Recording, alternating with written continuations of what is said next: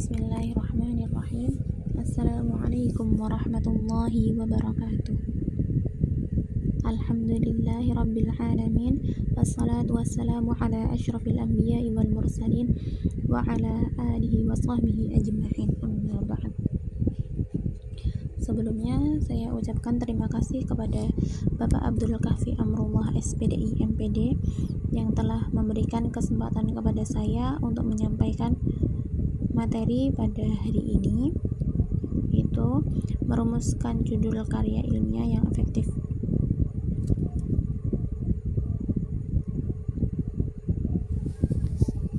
Merumuskan judul karya ilmiah yang efektif. Judul yang efektif adalah kunci untuk menarik pembaca dan mengenalkan inti dari penelitian. Judul yang baik harus ringkas, informatif, dan mencerminkan topik utama dari karya ilmiah. Kemudian, pentingnya judul karya ilmiah. Yang pertama, daya tarik. Judul yang menarik membantu artikel Anda menonjol di antara banyaknya publikasi. Kemudian yang kedua, kemudahan navigasi. Judul memudahkan pembaca untuk menemukan dan mengidentifikasi artikel yang relevan. Kemudian yang ketiga, informasi inti. Judul yang jelas dan singkat menyampaikan secara efektif inti dari penelitian Anda. Kemudian yang terakhir, yang keempat, kredibilitas. Judul yang baik mencerminkan profesionalisme dan keahlian penulis. Kemudian komponen utama judul karya ilmiah. Yang pertama, kata kunci. Judul harus mengandung kata-kata kunci yang menggambarkan secara akurat isi tulisan tersebut. Kemudian, yang kedua, subjek. Judul harus menjelaskan dengan jelas subjek atau topik utama dari penelitian. Kemudian yang ketiga, yang terakhir, tujuan.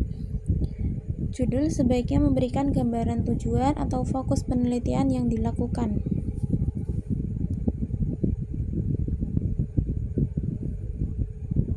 Kemudian teknik penyusunan judul yang baik.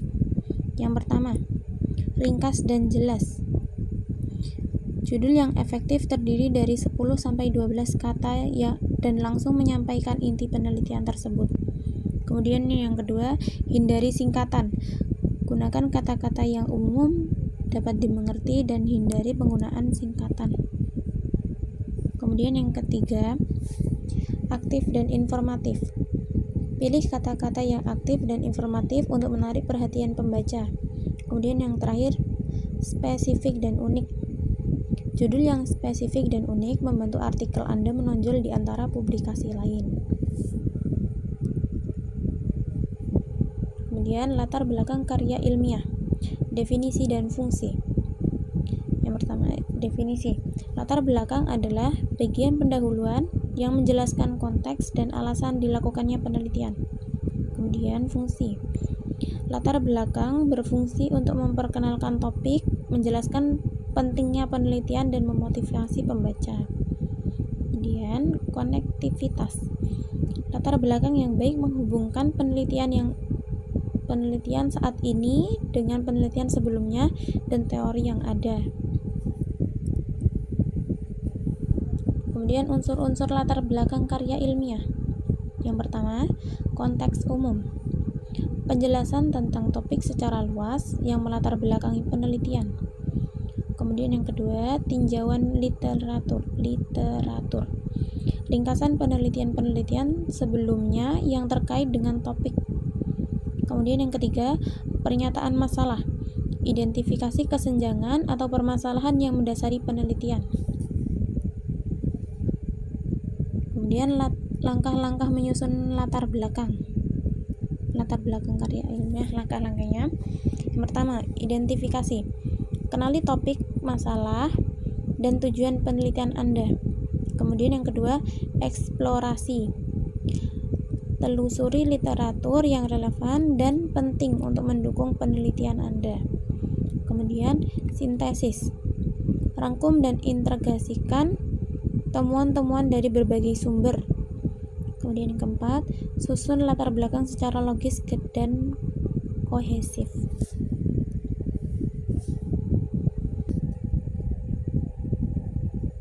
Kemudian sumber referensi dalam karya ilmiah yaitu yang pertama buku teks, monografi, dan kumpulan esai.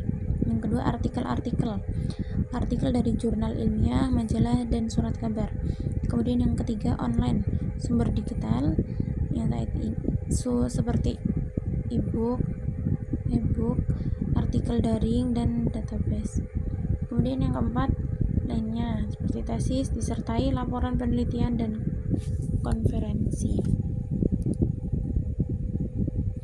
Kemudian teknik pengutipan dan penulisan daftar referensi.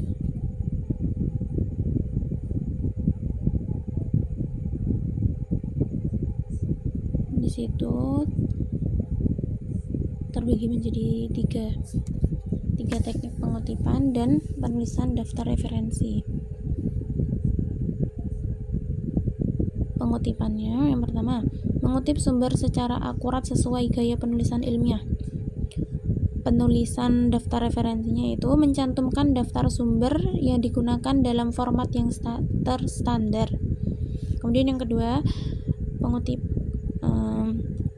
teknik pengutipannya yang kedua, menyebutkan nama penulis, tahun, dan halaman jika ada.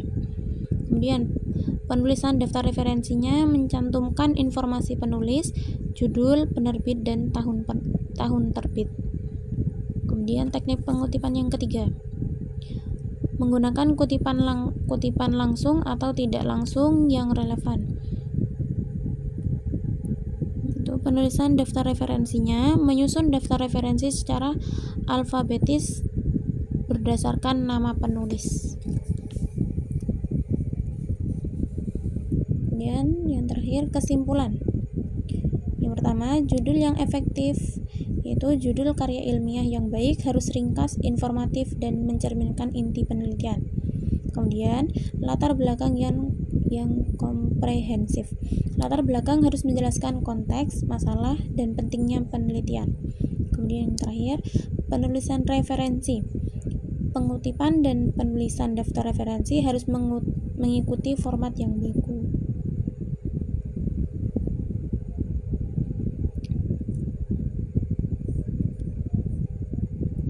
Kemudian yang terakhir, penutup.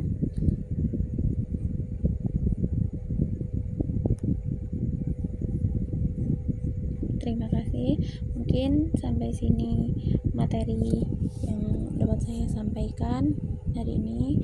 Kurang lebihnya saya mohon maaf. Dan saya mohon maaf atas keterlambatan untuk materi hari ini. Dan wassalamualaikum warahmatullahi wabarakatuh.